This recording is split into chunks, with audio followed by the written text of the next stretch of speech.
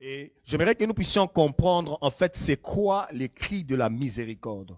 Je vais parler de vérité sur le cri de la miséricorde. Et la première vérité, le cri de la miséricorde a la capacité de toucher les mondes visibles et invisibles. C'est un cri, lorsque tu pousses cela, ce cri a la capacité non seulement de toucher ce qui est visible, mais de toucher aussi les mondes invisibles. Dans Exode chapitre 3, le verset 7e, l'Éternel dit, « J'ai vu la souffrance de mon peuple qui était en Égypte, j'ai attendu les cris qui lui font pousser ses oppresseurs, car je connais ses douleurs. » Israël a crié dans les mondes visibles, mais les cris d'Israël a touché les mondes invisibles, a touché les trônes de Dieu. Lorsque tu cries à Dieu, lorsque tu pousses un cri de la miséricorde, le ciel a la capacité d'être touché. Le monde des esprits a la capacité d'écouter la voix du monde visible. Le Seigneur a dit à Moïse, j'ai écouté les cris. C'est que le Seigneur a écouté, c'était un cri de détresse qu'Israël est en train de prononcer, de crier en Égypte. Il dit, je connais ces douleurs, je connais ces souffrances, j'ai écouté les cris.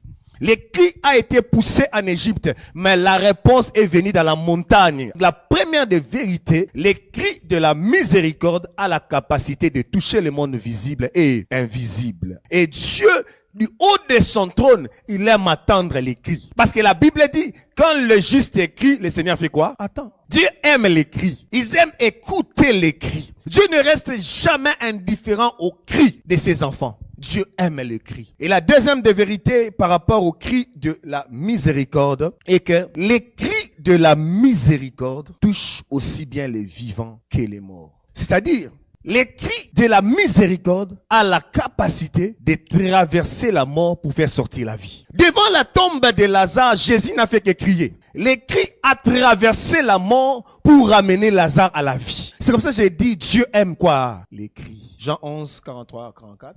Ayant dit cela, il le cria d'une voix forte. Lazare, sors! Les morts sortis. Avant, il a dit, Père, je sais que tu m'exauces toujours. Il avait besoin de la miséricorde du Père.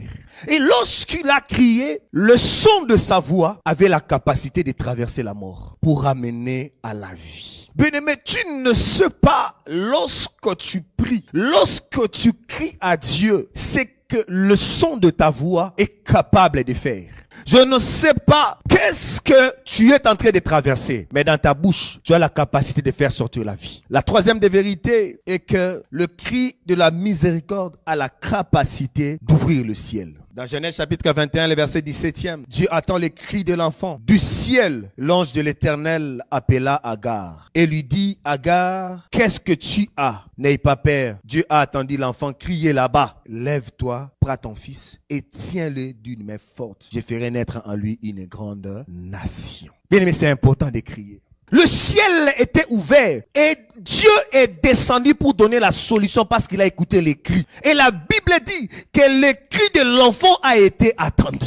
Je veux dire à quelqu'un, lorsque tu parles à Dieu, Dieu attend. Lorsque tu cries à Dieu, Dieu attend. Ne te fatigue pas, continue à parler à Dieu. L'enfant continue à crier et le ciel ne reste jamais insensible. La quatrième de vérité, l'esprit de la miséricorde traverse les ténèbres vers la lumière. Bartimée était dans les ténèbres. Bartimée n'avait pas de vue.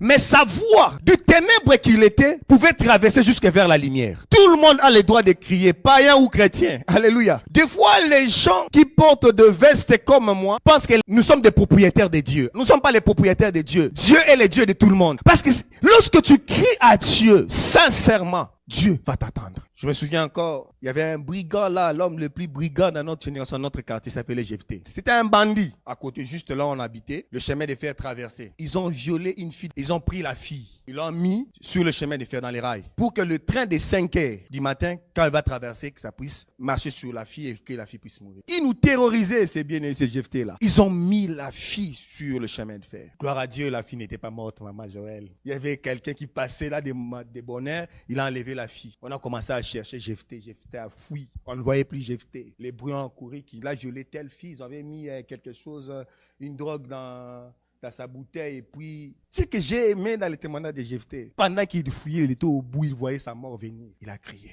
à Dieu. Dieu est le Dieu de tout le monde. Alléluia. Dieu est le Dieu des justes et des injustes. Jephthé a crié à Dieu. Il a dit, Seigneur, si tu me sauves dans cette situation et que je ne meurs pas, je te donnerai ma vie. Alléluia. Et aujourd'hui, Jephthé, c'est un disciple du Seigneur, un serviteur de Dieu. Les violeurs d'autrefois, il était en détresse, mais il a crié à Dieu. Nous ne sommes pas les propriétaires de Dieu. Dieu est le Dieu des violeurs. Dieu est le Dieu des mendiants. Dieu est le Dieu des aveugles. Dieu est le Dieu des prostituées. Dieu est le Dieu de tout le monde. Dieu est le Dieu des non-alignés. Alléluia. Dieu n'est pas que le Dieu des alignés. Si toi tu es né frère, quelqu'un aussi a son passé, a son histoire. Ton histoire ne doit pas influencer ta destinée avec Dieu. Crie à Dieu. Jephthé n'avait que Dieu. Sa famille l'avait rejeté à cause de cet acte. Le monde l'avait rejeté, poursuivi par la police, un homme recherché. Il n'avait que Dieu pour crier à Dieu. Il dit, je sais que je suis un meurtrier. Je sais que je suis un violeur. Je sais que je suis un homme méchant. Mais si tu me sauves, Dieu aime des gens qui se répandent sincèrement. Dieu aime la repentance. Sois vrai avec Dieu. La seule personne que tu dois pas avoir honte, c'est Dieu. Sois sincère avec Dieu. Et lorsqu'il a crié, il pouvait traverser des ténèbres à la lumière. Le cri de la miséricorde a la capacité de faire traverser du ténèbre à la lumière. Pourquoi devons-nous crier? Numéro 1, nous devons crier pour exprimer notre joie. Sophonie chapitre 3, le verset 14 dit, poussez des cris de joie, fils de Sion. Poussez des cris d'allégresse, Israël. Réjouissez-vous, triomphez de tout ton cœur, fille de Jérusalem. Nous devons crier à Dieu pour exprimer notre joie. Numéro 2, pourquoi devons-nous crier? C'est pour exprimer notre louange ou notre adoration à Dieu. Par les cris, c'est un acte de louange ou un acte d'adoration à Dieu. La Bible dit, par la bouche de petits et de ceux qui sont à la mamelle, il déploie sa majesté. Et le Christ a dit, si tu l'empêches de se taire, le pierre s'élèveront pour m'acclamer. Il faut crier à Dieu. Ils peuvent même élever des pierres pour l'acclamer. La troisième des choses, les cris sont aussi une arme de guerre dans les combats spirituels. Ça, ce sont des armes non conventionnelles. Pour que le muraille de Jéricho tombe, c'était pas une arme classique. Ce n'était pas les techniques modernes. Ce n'était pas le système des hommes. Il faut utiliser l'épée, les flèches, les javelots. Non. C'était des armes non conventionnelles. Les cris. Au 7e jour, vous allez faire 7 tours et vous crierez. Les cris ont la capacité de faire descendre les secours de Dieu. Je lève mes yeux vers les montagnes, d'où me viendra les secours. Alléluia.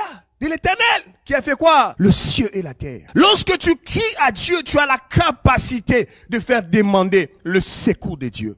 Élève ta main droite avec moi, dis Seigneur Jésus, je prie et je déclare, ce matin, tout ce qui a été enterré, attesté mort, sans solution, dans le nom de Jésus, que cela revienne à la vie. Au nom de...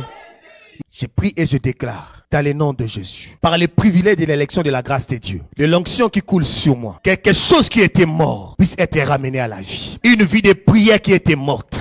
Je déclare que cela revienne à la vie. Je prie au nom de Jésus. Toute semence qui était inanime, qui n'avait plus de vie, que cela puisse revenir à la vie au nom de Jésus.